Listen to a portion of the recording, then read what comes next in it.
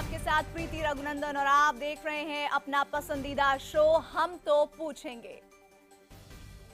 तलाक तलाक तलाक कहने को ये महज 3 शब्द हैं, लेकिन ये 3 शब्द किसी महिला को जिंदगी भर के लिए दोजख में धकेल देते हैं। ये शब्द पुरुषों के हाथों में ऐसे हथियार हैं जो महिलाओं को अपने पति के सामने सिर उठाकर खड़ा होने की इजाजत नहीं देते।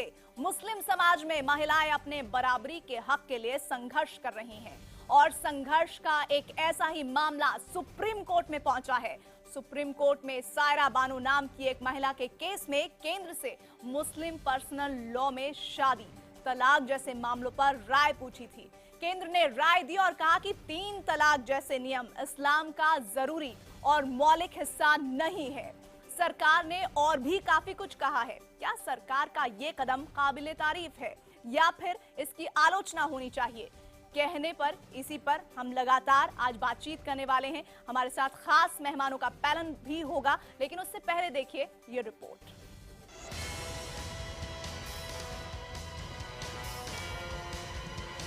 हम तो पूछेंगे में अगले 1 घंटे बड़ी बहस।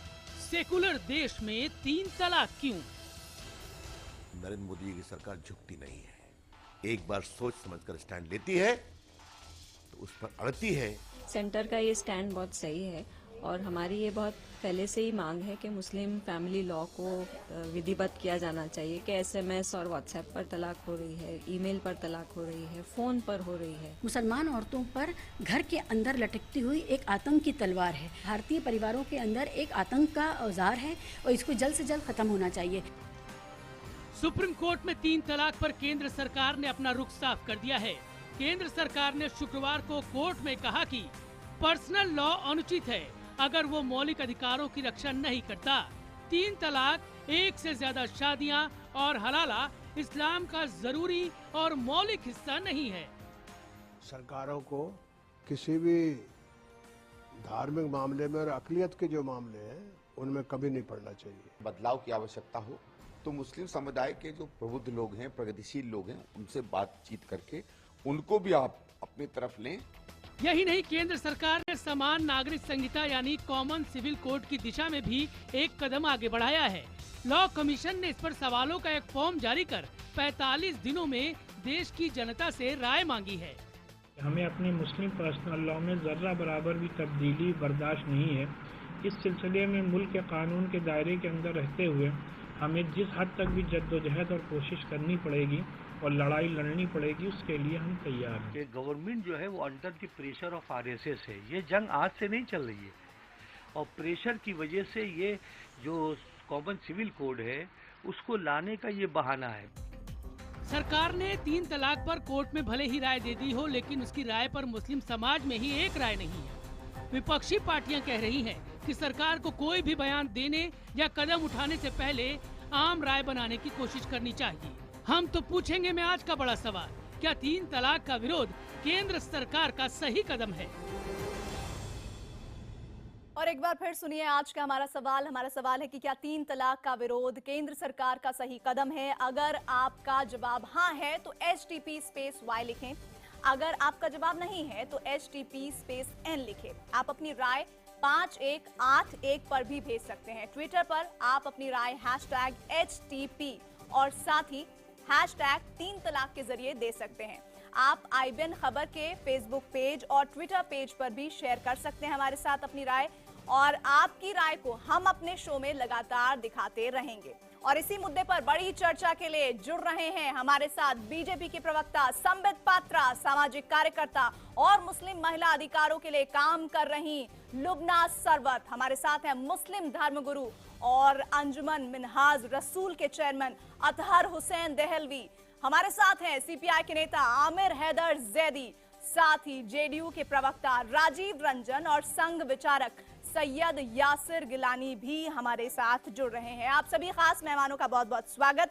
सैयद यासिर गिलानी, शुरुआत में आपसे करना चाहूंगी, क्या केंद्र सरकार का 3 तलाक मामले पर यह कदम जो उठाया गया है आपकी नजर में सही है?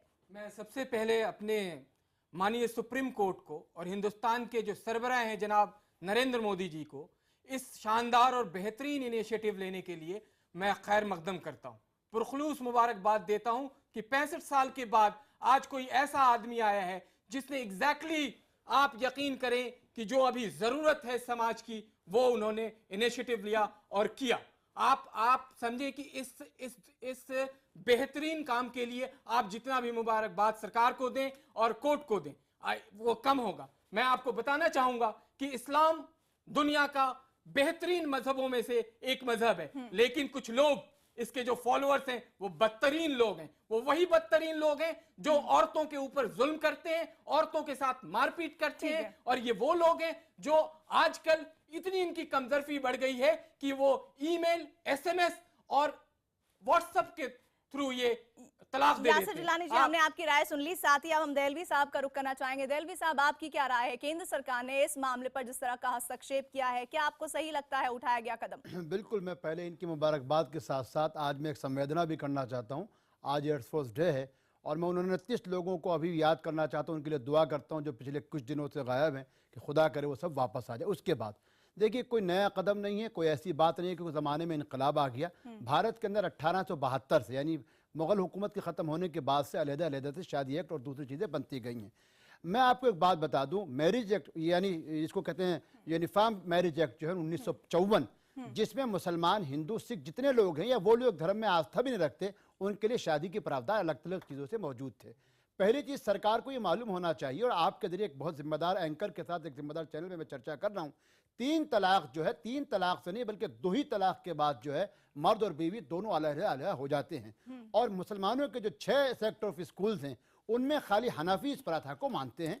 हमारा कहना यह था सुप्रीम कोर्ट जाने से पहले सरकार मुस्लिम धर्म गुरुओं को, खासकर जो हनाफ स्कूल ऑफ थॉट है, उनको बुला के बात करती। इसमें सरकार या नरेंद्र मोदी की मंशा पे मुझे कोई शक नहीं है। मैं आगे जाके एक बात कहना चाहूंगा, भारत के अटॉर्नी जनरल जो हैं असल में वो हमेशा जल्दी में रहते हैं। क्या इटालियन मरीन का मामला हो या कुछ और मामला हो, जल्दी हलफनामे तैयार करते हैं। बेहतर होगा, क्योंकि मुझे दूसरे पैनलिस्ट के पास भी जाना है। क्या ये उठाया गया कदम परिवर्तन की ओर इशारा कर रहा है कि अब समय आ गया है कि हमें परिवर्तन की राह पकड़नी चाहिए 3 तलाक के मसले पर? जो हमारे संविधान ने मुझको, सिखों का आनंदकार हो या मेरा हो या आर्टिकल 371 के तहत जो मेघालय और ट्राइब्स को मिलने वाले अधिकार हो, मैं उन अधिकारों में से किसी एक के कहने से अपने किसी छोटे से भी अधिकार को नहीं छोड़ूंगा। ये मेरा दिष्ट और पक्का यकीन, और पूरा भारत मेरे साथ है, खाली मुसलमानों की बात नहीं कर रहा। आमिर साहब का भी रुख करेंगे। आमिर साहब, दशकों से इस पर बहस चल रही है और आखिरकार इस बार मोदी सरकार ने बड़ा कदम उठाया कि धर्म की दलील लेकर महिलाओं का हक नहीं छीना जा सकता। इसको कैसे देखते हैं आप? देखिए, जो बीजेपी कर रही है वो राजनीतिक एजेंडे पे मैं नहीं जाना चाहता, वो राजनीति कुछ फायदा उठाना चाहती है। मैं तो इस बहस को ही औचित्यहीन मानता हूँ। कुरान के अंदर आप मुस्लिम पर्सनल लॉ ला रहे हैं, कुरान के तहत ला रहे हैं। कुरान के अंदर 3 तलाक का कॉन्सेप्ट ही नहीं है, बिल्कुल नहीं है कुरान के अंदर के साथ। कोई भी जाए ईमेल से भेज दे, खत भेज दे कि तलाक होगी, हो ही नहीं सकती। मुस्लिम पर्सनल लॉ अगर कोई लॉ बनाता है तो वो कुरान के तहत बनाएगा। मुझे कुरान में लिखी हुई कोई एक आयत बता दीजिए, सूरह तलाक है, उसके अलावा बकरा के अंदर 3 सूरह हैं, निसा के अंदर 2 सूरह हैं, अहज़ाब के अंदर 1 सूरह है, किसी के अंदर 3 तलाक एक साथ का तस्करा ही नहीं है। अब सवाल इसके उल्टा है, बहस यहाँ होनी चाहिए, क्या यो शादी होती हैं वो ऐन शरीयत के मुताबिक होती हैं? ये मुस्लिम पर्सनल लॉ बोर्ड वाले क्यों नहीं जाते कोर्ट के अंदर के मुसलमानों को वालिदैन के विरासत के अंदर हक मिलना चाहिए? क्यों नहीं जाते शोहर की प्रॉपर्टी के अंदर औरत का हक मिलना चाहिए? क्यों नहीं जाते कि बेटे की प्रॉपर्टी के अंदर और माँ का हक होना चाहिए? इस पे तो ऊपर तो मुस्लिम पर्सनल लॉ बोर्ड नहीं बोलता है कभी भी। डॉक्टर लुबना सरवत के पास ले आते हैं। डॉक्टर लुबना सरवत, जैसा कि अभी आप आमिर साहब को सुन रहे हैं, वो कह रहे हैं ये तो मसला ही नहीं है, 3 तलाक का मसला है ही नहीं, जिस तरह से इसको मुद्दा बनाया जा रहा है। और खास तौर पर वो तो ये कह रहे हैं कि राजनीतिक एजेंडा है इसमें। तो हम ये साहब जो भी बताया है वो तो सही है। पहले तो आपके जरिए श्रोताओं को नमस्कार, अस्सलाम वालेकुम। बट अब क्लैरिफिकेशन हम ये भी ले लें कि वो जो बताया कुरान में कहीं भी नहीं है, और चाहे सूरह बकरा, सूरह निसा या अहज़ाब या तलाक हो, कहीं पर भी ट्रिपल तलाक की तो बात ही नहीं है। पूरी प्रोसीजर 10-10 वर्सेस में पूरी प्रोसीजर ले डाउन की हुई है। तो मुसलमान औरतें जो हिंदुस्तान के हैं वो ये चाहते हैं कि कुरान में जो मेडिकली साउंड एक डेमोक्रेटिक प्रोसीजर, एक आर्बिट्रेशन की प्रोसीजर जो ले डाउन की हुई है, वो प्रोसीजर के जरिए ही हमको तलाक मिलना चाहिए औरतों का, मुसलमान औरतों का यही चाहत है। वो चाहे वो पिटिशन डाले या ना डाले, सबकी चाहत तो यही है। ना अभी जो हम ये बात, ये ट्रिपल तलाक जो अभी सरकार अभी जो एफिडेविट फाइल की है 29 पेजेस की एफिडेविट, उसमें अगर हम गौर करें, वो एफिडेविट को पढ़ने का पूरा मौका था, मुझे नहीं मिला आने से पहले, लेकिन मेरे कुछ दोस्त थे जो चेन्नई के, फैजुर रहमान साहब, उनके जरिए मुझे मालूम हुआ कि कंक्लूजन में वर्डिंग्स देखिए आप सरकार ने क्या डाला है। In conclusion it is submitted that the issue of validity of triple talaq, halala as well as polygamy needs to be considered in light of principles of gender justice and the overriding principle of non-discrimination, dignity and equality। तो ये गौर करें हम लोग कि सरकार ने कहीं पर यहाँ बैन की बात नहीं लाई, ओके। और सरकार ने ये भी किए हैं कि सरकार ने यहाँ पर 8 मुल्कों की कोटेशंस दिए यहाँ पर, इन 6-7 मुस्लिम कंट्रीज है और एक नॉन मुस्लिम कंट्री श्रीलंका को भी कोट किए यहाँ पर। और उन सभी कंट्रीज में हम ये देखते हैं कि वहां पर रेगुलेशन किया हुआ है और बैन ऑफ पॉलीगेमी कहीं पर भी नहीं है, और ऐसे कंट्रीज का इन्होंने शोकेस किए हैं। तो ये बात सही है कि ट्रिपल तलाक कहीं पर भी कुरान में नहीं है। तो इसीलिए अगर कोई मुस्लिम पर्सनल लॉ बोर्ड या कोई भी उसको कुरान में कोट कर रहे हैं तो वो गलत कोट कर रहे हैं, ना वो कुरान के साथ है ना वो कॉन्स्टिट्यूशन के साथ है, तो इट इज नॉट देयर। लेकिन यहाँ पर सुप्रीम कोर्ट ने एक बहुत बड़ी इंटरवेंशन करके ये करना चाहिए। अभी सुप्रीम कोर्ट के ऊपर ये बहुत बड़ी जिम्मेदारी है कि एक जो हिस्टोरिक ऐतिहासिक गलती जो होते हुए आ रहा है, एक मिनट मैं खत्म कर दूंगी, जल्दी से खत्म करिए, मुझे समिट के पास गलती जो होते हुए आ रहा है, या I am sorry, I just take 1 more minute। तो ये जो 1937 Muslim personal law Shariat act है, उसमें सेक्शन 4 में ये खुला लिखा हुआ है कि every state government has to form rules. जो तो ऐतिहासिक गलती जो होते हुए आ रहा है कि आज तक उसके रूल्स नहीं बने हैं। कोई भी एक्ट के रूल्स फौरन बन जाते हैं, लेकिन इस एक्ट के रूल्स नहीं बने हैं। तो now that the Muslim personal law board is nothing but an NGO and is known is position, उसकी जगह पे उसको ठिकाने पे आ गया है। No the India he is a Muslim personal law board does not represent Islam और द मुस्लिम्स, ये क्लियर हो चुका है। चलिए, तो सुप्रीम कोर्ट के ऊपर ये भी जिम्मेदारी आती है कि ये सेक्शन 4 के तहत ये रूल्स बनाए, यानी कि अभी बहुत सारी चीजों को स्पष्ट करने की आवश्यकता है जिसे सीधे तौर पर सुप्रीम कोर्ट कर सकता है, ऐसी संभावना जताई जा रही है। संबित पात्रा जी, मैं आपके पास आना चाहूंगी। संबित, ये कहा जा रहा है कि इस पूरे मसले को लेकर, 3 तलाक का जो मसला है, इस पर मुस्लिम समुदाय में भी 2 हिस्से हैं।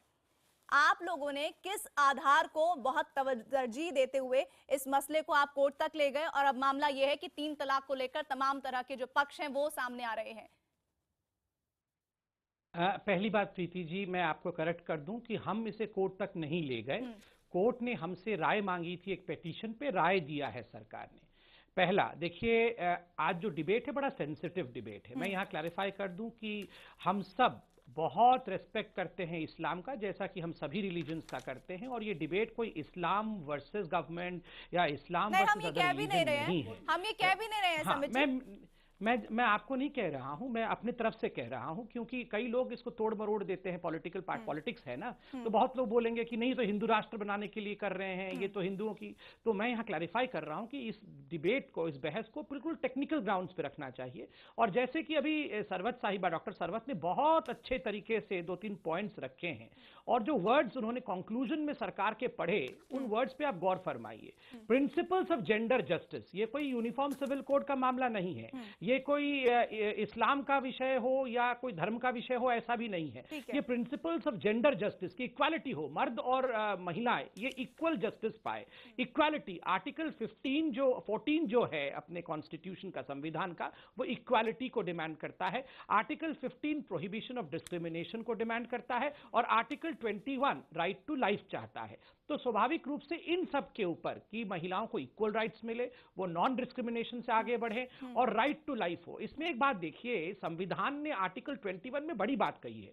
उन्होंने कहा केवल सांस लेने से लाइफ नहीं होता, राइट टू लाइफ नहीं होता, कि आप ऑक्सीजन ले रहे हैं और ऑक्सीजन छोड़ रहे हैं, उससे आप जी रहे हैं, केवल ये जीना नहीं होता है। जीना उसको कहते हैं जो डिग्निटी के साथ, कॉन्फिडेंस के साथ, विदाउट एनी वनरेबिलिटी आप जिए, तो वो जीना है। इसलिए सरकार सरकार ने ये कहा है कि ये एक सेक्युलर मुल्क है और सेक्युलर मुल्क में एक संप्रदाय की महिलाएं दूसरी संप्रदाय की महिलाओं से पिछड़ कर रहे, ये उचित बात नहीं है। सबको इक्वालिटी मिलनी चाहिए। और बिल्कुल सरवत साहिबा ने सही कहा, बहुत सारे मुस्लिम देशों का भी यहाँ पे वर्णन किया गया है सरकार की तरफ से कि देखिए ये इन्फ्रिंज नहीं करता है रिलीजन को, क्योंकि आर्टिकल 25 का भी हवाला है, फ्रीडम ऑफ रिलीजन का हवाला है। तो कहा गया है कि ये शरिया लॉ को इन्फ्रिंज नहीं करता है।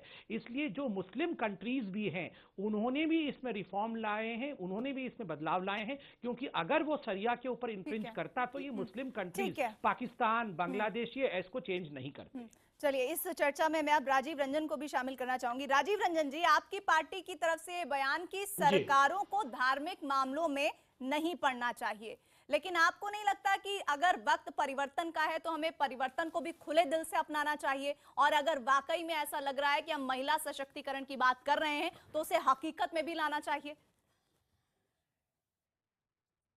देखिए, निश्चित तौर पर अगर आपके इरादे नेक हों तो लोगों को एतबार जरूर आएगा, लेकिन अभी भी जो मुस्लिम धर्मगुरुओं ने जो अपनी बातें रखी, मुस्लिम पर्सनल लॉ बोर्ड ने जो सेंटर के तौर तरीकों पर एतराज जताया है, उसकी वजह बिल्कुल साफ है।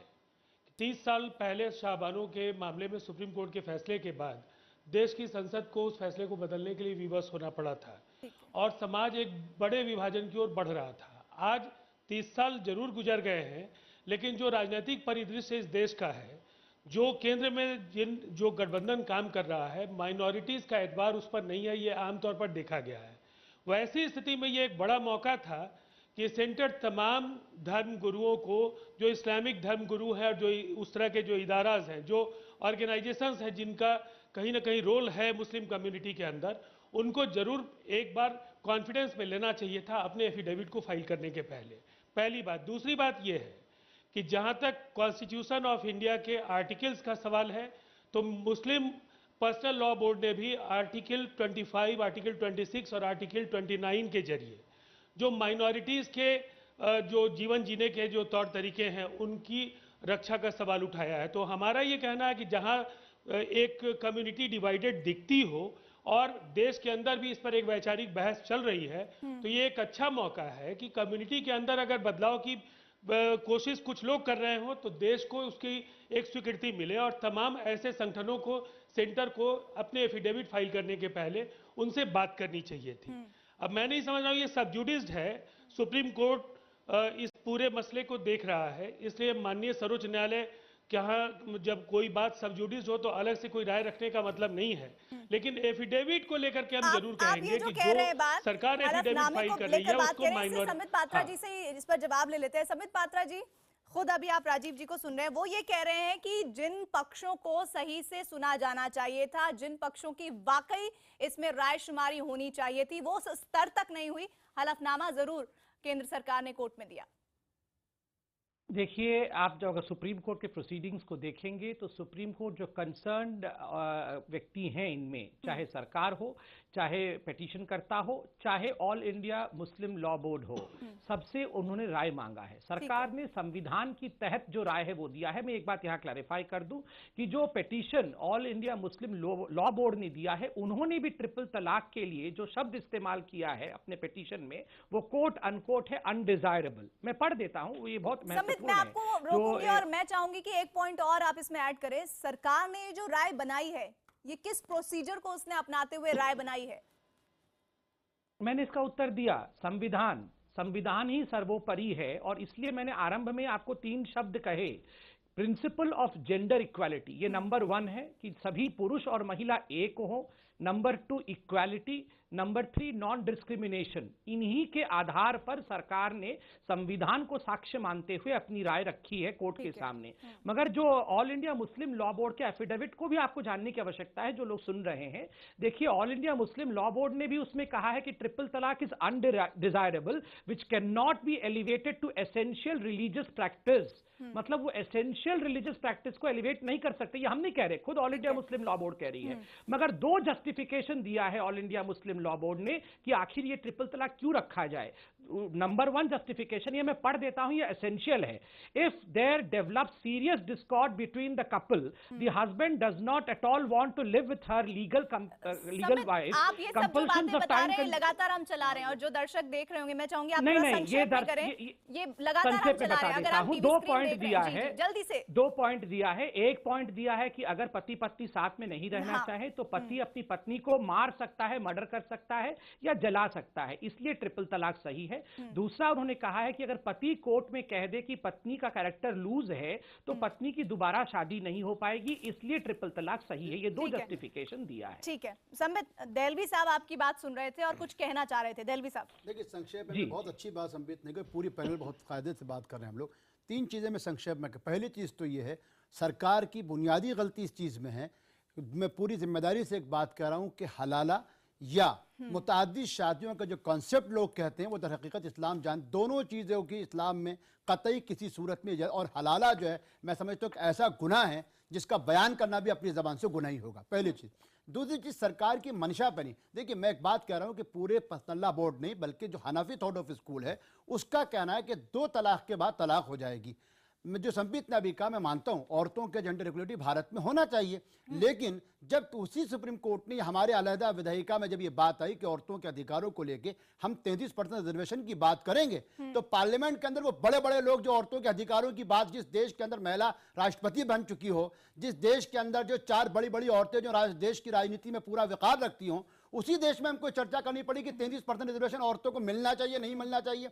सरकार को जाने से पहले मुस्लिम समुदाय या मुस्लिम धर्म गुरुओं को बुलाना चाहिए था। तीसरी और अंतिम चीज, पाकिस्तान के अंदर भी अगर आप देखिए, वहां भी चूंकि हनफी थॉट ऑफ स्कूल 90% है, मगर उसके बावजूद शियात, उसके अलावा सिख है। अगर आपको मालूम हो, अंतिम बात जो संबित भी जानते हैं, हमारे यहाँ भारत के अंदर सबसे पहले यानी 1872 से पहले 1901 में सिख मैरिज एक्ट, जिसको आनंद कार एक्ट कहते थे, उसी एक्ट को बदलने के बाद जब ये हुआ, इंटरकास्ट शादियां होने लगी, तो हिंदू एक्ट 1955 जब बना, उसमें लिंगायत को शामिल किया गया और सनातन धर्मी जिनको आप कहते हैं आर्य समाजी, जो पहले नहीं थे, उनको शामिल किया गया। और उसके बाद यूनिफॉर्म सिविल कोड नहीं बल्कि एक यूनिफॉर्म मैरिज एक्ट लाया गया, जिसमें उन लोगों को जो अलग-अलग धर्मों से होने के बावजूद शादियां करते हैं उनको भी इजाजत दी गई। बहुत सारे मुसलमान हैं जो काजी के पास नहीं जाते, बहुत सारे सिख हैं जो ये नहीं कहते कि हम आनंद कार नहीं मानेंगे। इसलिए सरकार को सरकार को पहले विचार करना चाहिए था। सर्वोपरि है, बिल्कुल सही है, लेकिन कम से कम धार्मिक जो मुस्लिम संगठन है उनसे भी बातचीत करनी चाहिए। लेकिन पिछले, जी बताइए, एक मिनट जिलानी साहब बताइए, क्या कहना चाहते हैं? मैं कहना चाहता हूं कि मौलाना साहब ने पिछले 65 साल से जो हमारी जो नारी सम्मान के लिए सारी ये जो बातें चल रही हैं, उसमें ये लोग कहां सो रहे थे? भाई बेनजीर भुट्टो थी, शेख हसीना वाजिद थी, इसी मुस्लिम में अनवरा तैमूर थी, यही मोहसिना किदवाई थी। मौलाना साहब, आज ये हालत है कि आप यकीन करेंगे कि अगर आप मुस्लिम पर्सनल लॉ बोर्ड में फंस गया अगर कोई तलाक, तो आप समझ सकते हैं कि उनकी उन बहनों पे क्या गुजरती है।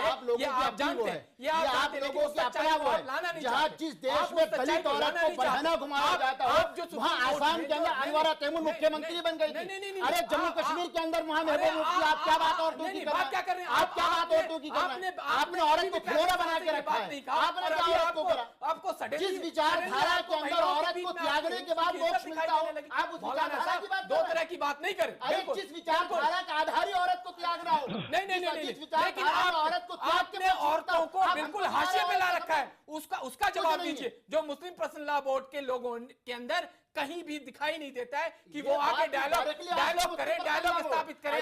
नहीं, लेकिन आप कैसे उन औरतों के बारे में सोचिए जिनके साथ ये हादसा गुजरा है, भरपूर आजादी रात में तलाक दे दी जाती है, और दिन के अंदर भरपूर आजादी, जमाना बदल रहा है, कोई नहीं जमाना नहीं। अरे आप जिस विचारधारा से आते हैं, हदीस को पढ़ रहा है, संघ प्रमुख ने क्या कहा था मालूम है? कि औरत घर पे चूल्हा जलाने के काम आती है। आप नहीं मुझे बताएंगे, आप नहीं आपकी विचारधारा औरत को त्याग के मोक्ष पाने की है, जबकि मेरे नजदीक औरत सम्मान की जिंदगी और नबूवत मिलने के बाद आप दोनों जिस बात को रख रहे हैं, सिर्फ उन चीजों को उसमें हम एक सवाल लुबना से ले लेते हैं। समझाना चाहते हैं। जिलानी साहब आपको रोकूंगी, नहीं, देलवी साहब आपको रोकूंगी, मैं लुबना के पास जाना चाहती हूँ।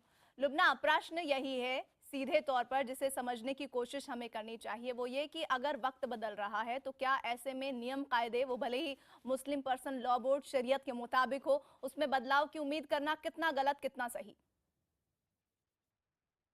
हाँ, तो ये सवाल आपके पास आना बहुत जायज़ है, क्योंकि आपके सामने जो इस्लाम पेश किया गया है दुनिया के सामने, जो अपने आप को इस्लाम के रिप्रेजेंटेटिव्स के तौर पे सुप्रीम कोर्टों के सामने जो इस्लाम को पेश किया गया है, अभी जैसे कुछ कोर्ट संबित ने भी बताया है, तो वो चीज़ जब इस्लाम की पेश आती है तो ये जायज़ है कि लोग समझें कि इस्लाम में बदलाव आना चाहिए, ये जायज़ है आपकी ओर से।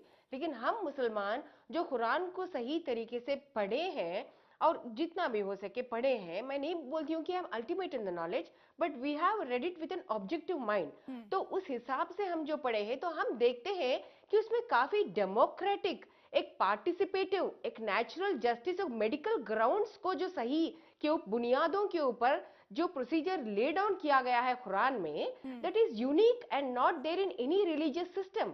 तो हम ये समझते हैं, हम सब मुस्लिम महिलाएं ये समझते हैं, ये काफी मुसलमान मर्द भी ये समझते हैं कि कुरान की ये प्रोसीजर को हमने लागू करना चाहिए, न कि वो मन धड़क बातें जो मुस्लिम पर्सनल लॉ बोर्ड ने सुप्रीम कोर्ट के सामने पेश कर दिए कि women do not have a decision making power, या Muslim men are so violent that they will murder their wives. ये कहां की they are alien to Islam, they are alien to this earth. वो कहां की बातें कर चुके हैं भाई। उनके ऊपर तो वुमेन कमीशन है, नेशनल वुमेन कमीशन है, उनके ऊपर एक नोटिस भेजना चाहिए थी कि आपने मुसलमान आपने औरतों के बारे में ऐसा कैसे दिया। जैसे आप बात कह रही हैं, आप जिस बात को कह रही हैं, आमिर साहब से मैं इस पे जरूर रिएक्शन चाहूंगी। आमिर साहब, मुस्लिम पर्सनल लॉ बोर्ड जो बातें रखता है वो सब कुछ शरीयत में लिखी हो, वो आप सब कुछ कुरान कहता हो, ऐसा नहीं है। लुबना ऐसा कह रही हैं, क्या आप इस बात से इत्तेफाक रखते हैं? बिल्कुल नहीं है। हमारी जो ये बहन कह रही हैं ये बिल्कुल सही कह रही हैं। मुस्लिम पर्सनल लॉ बोर्ड ऐन कुरान के मुताबिक अपनी बात रख ही नहीं रहा। आप ये बातें कहाँ से आ जा रही है कि तीन तलाक, और एक बार 3 बार आपने तलाक कह दिया तो तलाक हो गया। सुन लीजिए, मैं आपकी बात का जवाब दे रहा हूँ। आप शादी करने जाएंगे तो शादी करने, लड़का लड़की आपस में 2 शादी कर सकते हैं, किसी गवाह की जरूरत ही नहीं है, ठीक है। लेकिन जब तलाक के प्रोसेस में हम जाएंगे तो जो 2 आकिल गवाहों की जरूरत है, जब तक 2 वहां आकिल गवाह ना हो, उसका एक वकील ना हो, तब तक तलाक नहीं हो सकती। ये कुरान के मुताबिक है। मैं मसलकों में नहीं जाना चाहता।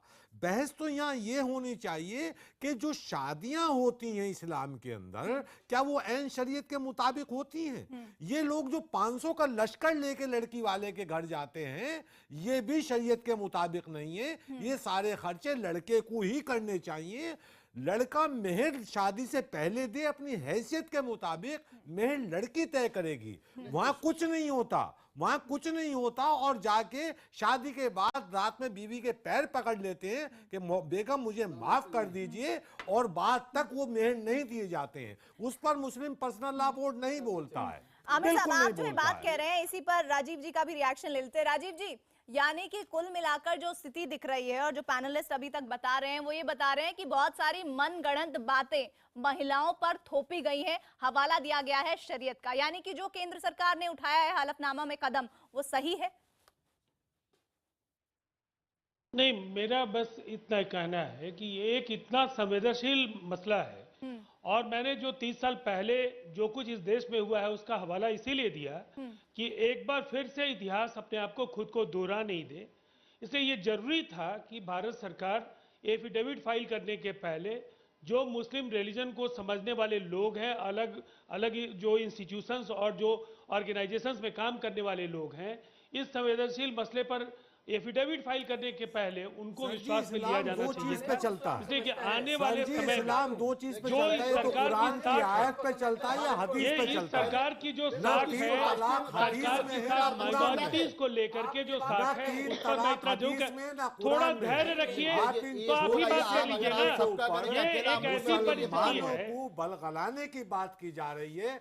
आप मुझे कोई एक आयत कुरान के अंदर बता दीजिए कि जहां पर मैं बता दीजिए तिलाक रजी, तिलाक बायन और तिलाक आखिर, तीनों तलाक बता दीजिए। मगर जो लुबना अकेले लड़की को एसएमएस भेज के तलाक दे सकता है, बिल्कुल जो लुबना ने कहा, रसूलुल्लाह के जमाने में कोई एक तलाक कोट कीजिए। जो लुबना ने कहा, इस्लाम रसूल के जमाने का, आप मुझे बताइए। लुबना ने कहा, मैं सुन लेता हूँ, सुनिए, मैं सुन लेता हूँ। रसूल के जमाने में एक तलाक बता दीजिए। ये हजरत उमर के जमाने में 3 तलाक मैंने जो लुबना ने कहा, लुबना की बात सुन लीजिए ना, आप सुनिए, जो लुबना ने कहा, मैं लुबना की बात को एडमिट करता हूँ कि यकीनी तौर से मुस्लिम पर्सनल लॉ बोर्ड ने पूरी जिम्मेदारी से मैं कह रहा हूँ, वो बिल्कुल सही कह रहे हैं कि मुस्लिम पर्सनल लॉ बोर्ड ने जिस तरीके के हलफनामे में जिन शब्दों का, ये जिन पैरों का इस्तेमाल किया है कि मार दिया जाए, जला दिया, ये अपने आप में आपत्तिजनक है। इस्लाम के आपत्तिजनक मुस्लिम पर्सनल लॉ बोर्ड है, आप मुस्लिम पर्सनल लॉ बोर्ड है। महिलाओं को समानता का अधिकार इस्लाम देता है। आप उनकी तरफ से दूसरी चीज है, ऑल इंडिया मुस्लिम personal law board, Darul Uloom Deoband, क्या शिया मुस्लिम पर्सनल लॉ बोर्ड क्या इस बात के लिए बैठा है कि वो सिर्फ 4 शादियों की बात करेगा या 3 तलाक की एक टाइम में बात करेगा या कुरान की हदीस की बात करेगा? कुरान के मुताबिक मुझे आप बताइए, रसूलुल्लाह के जमाने में कौन सी एक 3 तलाक एक साथ दी गई? बता दीजिए आप मुझे। मैं बता दूं, जब हुजूर ये हजरत उमर के जमाने की बिदअत है, हमको यहाँ बिठाने की जरूरत है। ये हजरत उमर के जमाने की बिदअत है, वो खुद कहते ये हजरत उमर के जमाने की शुरुआत हुई है। अब आप दोनों बोलिए, आप मुझे बता दोनों बोल लीजिए। आप तथ्यों को समझना नहीं चाहते? नहीं, आप समझना नहीं चाहते। आप इसका मतलब बिल्कुल बता रहे हैं, बिल्कुल बता रहे हैं, गलत तथ्य रख रहे हैं। कोई गलत तथ्य नहीं बताइए कुरान के अंदर कौन सी आयत है जिसमें 3 तलाक एक साथ? मेरे मसलक, मेरे मुताबिक, अहनाफ के मुताबिक, मसलक के मुताबिक मत कहिए, आप कुरान के मुताबिक बताइए। शिया मसलक के मुताबिक चाहिए, बिल्कुल मैं जुदा है। शिया अहनाफ सुन्नी का हनफी अपना हम्बली मसलक की बात है। नहीं कर रहा हूँ, मैं इस्लाम की बात कर रहा हूँ। एंड इस्लाम के मुताबिक आप दोनों बोलिए, उसके बाद आप हमको बताइए। आप रसूलुल्लाह के जमाने का सीधी बात तो ये है, इस मुल्क के अंदर जो भी संविधान ने मुझको अधिकार दिया है, ना तो संघ के कहने से, ना सरकार के कहने से, ना इस्लाम आपके कहने से नहीं चलेगा। इस्लाम कुरान और हदीस के कहने से अच्छा, देलवी साहब, देलवी साहब, देलवी साहब, देलवी साहब, इस्लाम ना देलवी साहब, इस्लाम हमारे देलवी साहब, आमिर साहब, मैं चाहूंगी देलवी साहब, देलवी साहब, अरे आपके देलवी साहब, के क्या आदत किया? देलवी साहब, इस्लाम कुरान और हदीस के मुताबिक चलेगा। आपको क्या मालूम? आपको भी नहीं मालूम है। आपसे ज्यादा मालूम है। नहीं, आपको नहीं मालूम है। नहीं अगर मालूम है। आपका चेहरा मोहरा होता तो आप हमसे बात करिए। आप नहीं, चेहरे मोहरे की बात ना करें। आपने बिल्कुल मैं नहीं आपके होगा। ऊपर आ जाऊंगा। इस्लाम वही चलेगा जो उलमा ने तय करा है। लुबना,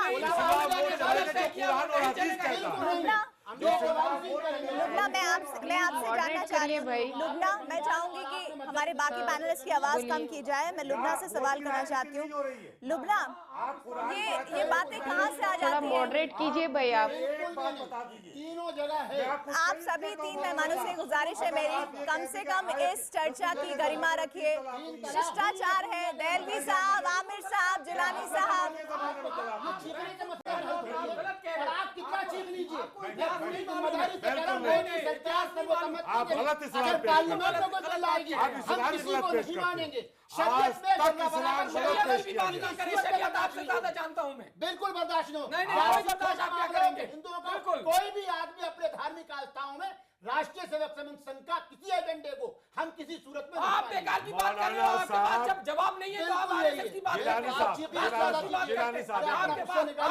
समझाना नहीं आ रहा है। आपने लोगों को धोखा दिया है हिंदुस्तान में, मुसलमानों को धोखा दिया। आप जैसे आपको 4 वोट नहीं आप बिल्कुल बेकार की बात कर रहे हैं। आपकी बौखलाहट है। हम आपको बिल्कुल आप होंगे, मुझे मालूम है, लेकिन आप गलत पेश ना करें इस्लाम के बारे में। बड़ी हैरान करने वाली बात इस पूरे मामले में निकल। आमिर साहब, मुझे अब रोकना होगा आपको, मुझे लुबना के पास जाना होगा। लुबना, आप देख रहे हैं, लुबना, आप इस पूरी बहस को सुन रही थी। इस बहस को सुनने में ऐसा लग रहा है कि हर कोई अपने हिसाब से, आप लोगों की ऑडियो नहीं जा रही है। मैं आप सभी खास मेहमानों को बता दूं कि आप लोग क्या, देलवी साहब, आमिर साहब, देलवी साहब, आमिर साहब, जिलानी साहब, आप मुझे ऐसा लगता है कि अगर इस तरह से बहस होगी तो ना दर्शक समझ पाएंगे, ना आप खुद भी समझ पाएंगे एक दूसरे की बातों को। लुबना के पास चलते हैं। मैं आपसे गुजारिश करूंगी आप तीनों शांत हो जाएं। मैं आप तीनों से गुजारिश कर रहा हूँ। देलवी साहब, आप कहें कि गलत तथ्य को पेश ना करेंगे। गलत तथ्य को पेश ना करें। हुजूर सल्लल्लाहु अलैहि वसल्लम की जो जिंदगी है उसको समझाने की कोशिश करें। बिल्कुल ये तो अकाल तख्त से कहा जाए कि भागवत साहब तो इस्लाम की नहीं, आपके पास देखिए मुद्दा नहीं है। आप कह दीजिए ना, दोनों एक भाषा में कर रहे हैं। भाषा में क्या कर रहे हैं? संबित लगातार ये बात सामने आ रही है कि एक पॉलिटिकल एजेंडे की वजह से इस पूरे मामले को तोड़ दिया जा रहा है। उम्मीद करते हैं आप बोलना शुरू करेंगे तो हमारे बाकी मेहमान चुप हो जाएंगे। ऐसा क्यों महसूस हो रहा है? और संविधान अगर सर्वोपरि है, जाहिर तौर पर आपने खुद भी कहा कि हमने संविधान के तहत यह हलफनामा तैयार किया, लेकिन एक मसला ये आ रहा है जो जेडीयू की तरफ से राजीव भी कह रहे थे कि कम से कम मुस्लिम संगठनों के जो रहनुमा हैं उनकी भी रायशुमारी होती तो ये हलफनामा ज्यादा पुख्ता होता और सरकार का जो स्टैंड है वो और ज्यादा मजबूत होता। देखिए, विद ऑल ड्यू रेस्पेक्ट, मैंने जैसे आरंभ में भी कहा, बहुत ज्यादा रेस्पेक्ट करते हैं सभी धर्मों का।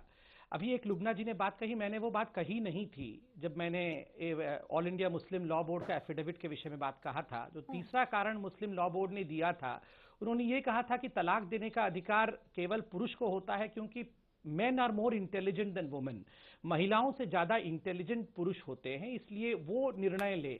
देखिए, बाकी राजीव जी इसको मान सकते हैं, बहुत लोग इसको मान सकते हैं, मगर मुझे लगता है संविधान इसे कैसे मान सकती है? सरकार जो संविधान के आधार पर खड़ी है वो कैसे इस बात को स्वीकार कर सकती है कि पुरुष ज्यादा इंटेलिजेंट है महिला से, इसलिए निर्णय लेने की क्षमता पुरुष के पास अधिक है और महिला के पास कम है? सरकार ने तो वही कहा जो संविधान कहती है, इक्वालिटी। और मैंने आपको आर्टिकल बाय आर्टिकल, मैं धर्म में नहीं, मैं तो एक्सपर्ट हो ही नहीं धर्म का, बाकी धर्म के एक्सपर्ट अभी आपके चैनल में बात रख रहे थे, हम सुन रहे थे, तीनों धर्म को जानते हैं। मैं तो धर्म को बिल्कुल नहीं जानता, मैं धर्म का सम्मान करता हूँ। महिला को भी तलाक देने का अधिकार है। आमिर जी सुन लेते हैं। देखिए, मैं नहीं जानता, मैं केवल एफिडेविट, देखिए मैं धर्म का एक्सपर्ट बिल्कुल नहीं हूं, आप ठीक कह रहे हैं, मैं एक्सपर्ट नहीं हूं। मैं तो केवल all India Muslim law board का एफिडेविट लेके, मैं सभी के एफिडेविट लेके बैठा हुआ हूं, एक टेक्निकल एक्सपर्ट के नाते बात कर रहा हूं। तो अगर कहा जाता है कि महिलाएं कम इंटेलिजेंट है पुरुष से, मैं नहीं मान सकता हूं। आप माने, ये आपका इंडिपेंडेंस है, मान सकते हैं, मगर मुझे लगता है इतना तो आप मानेंगे कि ये संविधान भी नहीं मान सकती है कि पुरुष ज्यादा इंटेलिजेंट है और महिला कम इंटेलिजेंट है। अब दहलवी साहब को मैं बहुत रेस्पेक्ट करता हूं, दहलवी साहब इस पे क्या विचार रखते हैं वो उनकी मर्जी है। बिल्कुल, मैं सब को जवाब देना नहीं, मैं लुबना के पास जाऊंगी। लुबना, ऐसा क्यों अंतर विरोध सा हो रहा है मुस्लिम संगठनों के भीतर ही कि कम से कम अगर मुस्लिम संगठनों को और शामिल किया जाता केंद्र की तरफ से जो हलफनामा दायर हुआ है तो ये राय ज्यादा पुख्ता होती है? बार बार स्वर क्यों निकल कर आ रहा है? हाँ, इसके बारे में एक बात अपन देखेंगे कि दो एक्सट्रीम्स के बीच में है भाई। गवर्नमेंट ऑफ इंडिया जो कही है वो बात 2 पॉइंट्स जरा मैं आपकी देखो, आपकी श्रोताओं को सच की और ज्यादा मालूमात हम लोगों के जरिए, हम पैनलिस्ट के जरिए मालूम होना चाहिए। अगर हम सब मिलके बात करेंगे तो उन तक कैसी पहुंचेंगी बात? जरा 1 मिनट में मैं जरा 2-3 पॉइंट्स रखना चाहती हूँ। So the point here is, आप एक गौर करेंगे कि दो एक्सट्रीम पोजिशंस, मुस्लिम पर्सनल लॉ बोर्ड भी जब वो अपनी एफिडेविट फाइल कर रही थी वो किसी से कंसल्टेशंस नहीं करी भाई वो, ओके। जबकि कुरान में चैप्टर नंबर 42 शूरा, जिसका ट्रांसलेशन है म्यूचुअल कंसल्टेशन, एक क्लियर कट लिखा हुआ है कुरान में कि जब आप लोग की डिस्प्यूट कोई मैटर होता है तो आप लोग पूरे स्टेक होल्डर्स को जमा करके पार्टिसिपेटरी कंसल्टेशन करना, ये मुस्लिम का कैरेक्टरिस्टिक है, ह्यूमैनिटेरियन है बोल के खुला लिखा हुआ है, फिर भी शूरा बोर्ड ने वो नहीं किया है। Now coming down to the government of India, government of India अपने आप को सिर्फ एक रिस्पोंडेंट की तरफ से या सिर्फ सुप्रीम कोर्ट बताए इस तरीके से उन्होंने अपना हैसियत की है, लेकिन एक गवर्नमेंट ऑफ इंडिया की जो जिम्मेदारी होती है, the whole parental responsibility, welfare, वो रिस्पॉन्सिबिलिटी उन्होंने नहीं निभाई, ये मैं कह सकती हूँ। क्यों? क्योंकि एक्चुअली एक कैबिनेट मिनिस्ट्री की एक बैठक में हुई है इनकी एफिडेविट तैयार, एक ministry of finance, ministry of so ministries can not decide about whether triple तलाक। और एक बात है, बाहर की इस्लामिक कंट्रीज को देखे भाई आप, अंदर से किसी को नहीं बुलाया आप लोग। You did not call numerous intellectual Muslims across India. Muslim personal law board is not representing anybody. देख लिया आप उनकी हालत, तो किसको बुला के किसी को नहीं किए गए। अगर कोई इस पॉइंट को रेस कर रहा है तो दे आर जायज। नाउ अंदर वन वेरी इंपॉर्टेंट थिंग, ये जो ट्रिपल इनवैलिडिटी, अभी भी गवर्नमेंट ऑफ इंडिया बैन की लफ्ज अभी तक लाई नहीं है। जो इनवैलिडेटिंग ऑफ ट्रिपल तलाक एंड पॉलीगैमी और हलाला की बात आ रही है, तो triple talaq has been invalidated in 2002 itself by the supreme court. और उसके बाद, उसके पहले और उसके बाद बहुत सारे high courts flight from Guwahati to Bombay have quoted the Supreme Court and without quoting also वो लोग कई बार इनवैलिडेट किए हैं ट्रिपल तलाक को। तो ये पूरे लेगेसी को अपने लेके साथ लेके गवर्नमेंट ऑफ इंडिया ने अपनी एफिडेविट पेश करना चाहिए था, जो कि उन लोगों ने वहां नहीं किए वैसी बात। संबित, इस पर मैं आपका रिएक्शन चाहूंगी जो लुबना कह रही है। मैं इसका जवाब जी एक लाइन। देखिए, कॉन्स्टिट्यूशन के इंटरप्रिटेशन कॉन्स्टिट्यूशनल तरीके से ही होता है। ट्रिपल तलाक के मामले में टेक्निकल ग्राउंड पे सवाल पूछा गया, टेक्निकल ग्राउंड पे ही जवाब दिया गया। और मैं आपको बार बार रिपीट कर रहा हूं वो टेक्निकलिटी, क्योंकि दर्शकों तक सत्य पहुंचना चाहिए। ऐसा नहीं है कि सरकार किसी से कंसल्ट नहीं करती है। कंसल्ट करना या नहीं करना, आर्टिकल 14, आर्टिकल 15, आर्टिकल 21, इसमें किसी प्रकार का बदलाव नहीं होगा। इक्वालिटी है, पुरुष महिला से ज्यादा इंटेलिजेंट नहीं है ये सरकार। अगर आधे लोग बोलेंगे कि नहीं महिला ज्यादा इंटेलिजेंट है, तो क्या सरकार को बोलना चाहिए नहीं पुरुष ज्यादा इंटेलिजेंट है, तो क्या सरकार को बोलना चाहिए अच्छा चलिए ज्यादा लोग बोल रहे हैं कि महिला कम इंटेलिजेंट है तो हम मान लेते हैं। सरकार तो ऐसे इंटरप्रेट नहीं कर सकती ना। और दूसरी बड़ी बात आप देखिए, मैं ये बड़े रिस्पॉन्सिबली कह रहा हूं, सुनने की बात है।